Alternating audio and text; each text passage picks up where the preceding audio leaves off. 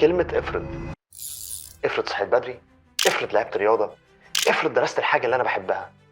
افرض كلمة يعني صاحبة تفكرني بصاحب بابايا.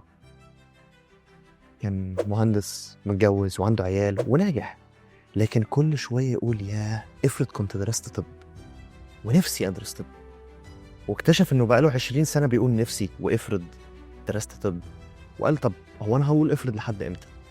وفعلا راح واخد القرار ودرس طب، وبقى برضه ناجح فيه. فالغريب في الموضوع ده إن أنا نزلت فيديو عن القصة دي، وكل الكومنتات اللي جات لنا كانت في حتة غريبة شوية. الناس كانت بتقول أنا كمان، بس أبتدي منين وأبتدي إزاي؟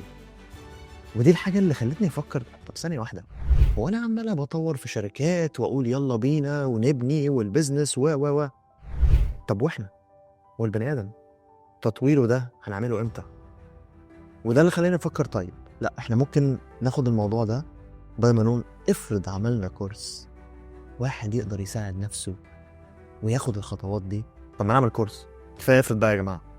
فانا حابب اسمع منكم لو في كورس زي ده، ايه التحدي اللي انتوا بتواجهوه دلوقتي وتحبوا الكورس ده يجاوب عليه بالظبط، لان احنا عايزين نفصل كورس لينا، ما يبقاش حاجه معموله زي الحاجات الكتيره اللي موجوده اونلاين، لا عايزين حاجه تبقى فعلا متخيطه لنا كده، معموله لينا وبينا.